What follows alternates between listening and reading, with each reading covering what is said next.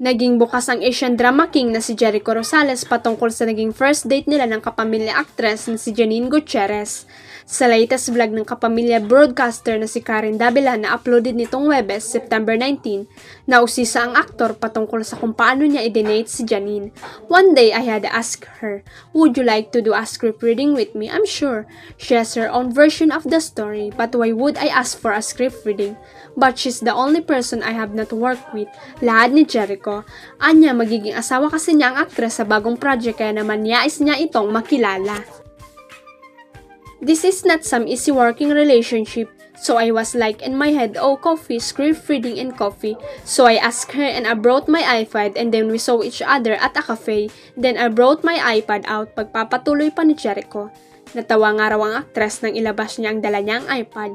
She started laughing and she was like, "Holy God, you have an iPad?" I said, "Yes, this is work meeting," kwento pa ni Jericho.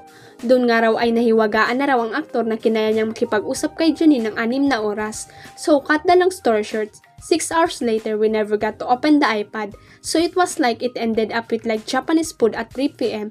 And then she went to her lola, Pilita Corrales, and then that's it. I was like, wow, I can spend 6 hours talking to this girl. Chika pa ni Jericho. Naniniwala ang talent manager na si RJ Diaz na nididiktahan lang ang kanyang dating alaga na si Liza Soberano kaya nagbago ito. Sa kanyang latest episode ng Showbiz Update sa YouTube kung saan kasama nito sina Mama Loy at Ate Mirna, muli nilang napag-usapan ang issue sa pagitan ni na James Reid, Jeffrey O at ng dating alaga na si Liza Soberano.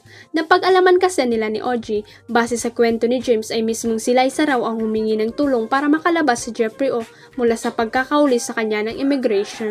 At sa pag-alis nga ni Liza sa Careless ay palaisipan kung si Jeffrey O na nga ba ang katulong ni Liza sa kanyang karir at patuloy ang kanilang komunikasyon. I'm sure mayroon rin naman tulong si Jeffrey as consultant or advisor ni Liza, sabi pa ni Archie. Nabanggit rin naman na maging si James ay nagbabala na kay Liza at pinag-iingat ito laban kay Jeffrey O.